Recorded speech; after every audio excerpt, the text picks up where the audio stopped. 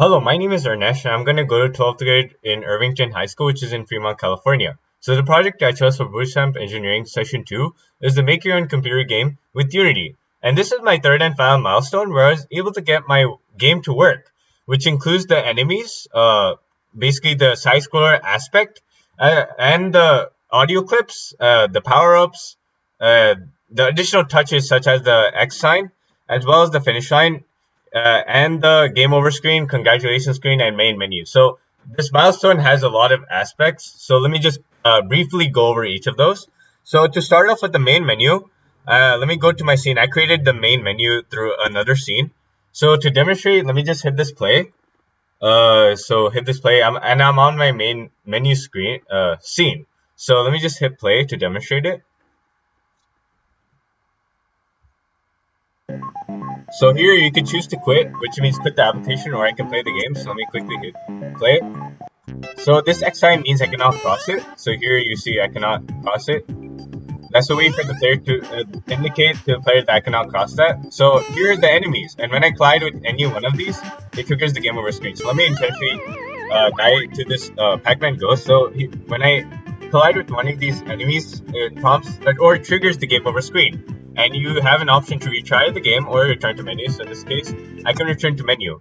So let me just pause this and let me go over briefly the steps I took in this milestone. So the first one came through the camera. So I had to get the main camera to follow the player movement. So in order for this to work, I created the camera controller script and attached this to the main camera. So let me actually switch over to the example scene, which is my game. And let me show the main camera. So in this case, in my script, what I basically did is uh, created the public game object player, which is create an object of player. And what I did to the camera is basically switch the transform position to follow the player's movement left and right. So in this case, what I did is transform position equals new vector 3, player transform position x, which means my character moving left and right. And since the character shouldn't be camera shouldn't be moving when my character is jumping, I just left Y and Z as it is. So that's basically the main camera. The next part I made was through the enemies. So what I did was I got a sprite sheet from online for each of these sprites. So I had the four colors as well as basically facing left, right, up, and down.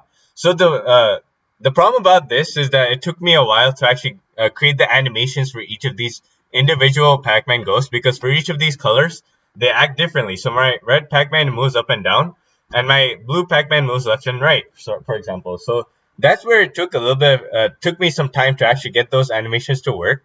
But after getting the animations to work, I organized it all in a folder and basically create the controllers for each of these sprites. So in order to actually play those animations accordingly, I created a script for each of these enemies. So what I did is first start off with enemy controller up and down for movement up and down. For this one, I used mathf.sign in order to indicate that I should be moving up and down. And I basically switched the position to be moving up and down accordingly. And I basically played the animation depending on the movement. So if it's moving up, it should be facing up. And when it's moving down, it should be facing down. The similar concept applies to the other enemies. So when it's moving left and right, I use cosine and I switch the position accordingly. And I also switch the animations accordingly here. So the difference for the other two, for the other enemies, is that for the pink and orange, it moves in like a rectangular square formation.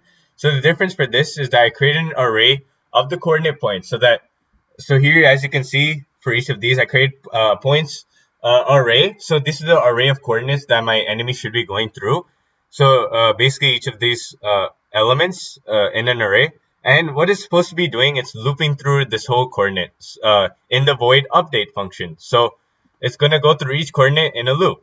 And I did the same accordingly for the basically for the animations to play. And that's basically how I was able to get these enemies and obstacles to work. So the main part came through getting the main menu game over and congratulations to work, but they're all pretty similar processes. So once I was able to get one of them to work, I was able to get the others to work. So basically the game over congratulations and main menu screen all consisted of the title, the buttons, and basically for the buttons, I had to also create functions for each of these for on click. So when I click on a button, where should it lead me to? So I had to create scripts for each of those. So for example, for main menu, I basically had to load the scene for the menu when I click on play. The additional thing I had to also figure out is when I have the game over and when I have the main menu game over congratulations, it should be freezing the screen. So in that case, what I did is I basically set time.timescale equals 0 to pause the screen, and time.timescale equals 1, which means it should resume the screen.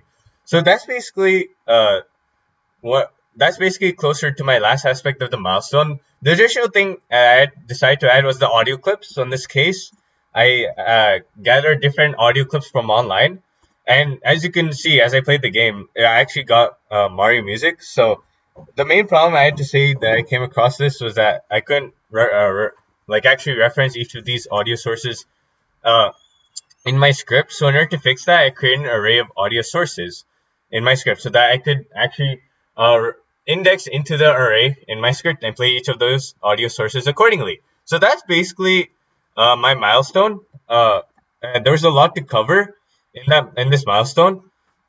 There's also an additional concept is when I collide with each of these, it should basically trigger the game over screen for the enemies. And for my power-ups, so that when I collide it, it should basically destroy this power-up, and it should give me the ability to jump higher. So that's basically my third and final milestone where I was able to get my game to work. So the main takeaway from this is that I was able to explore game development and also explore Unity, since this is my first time using Unity.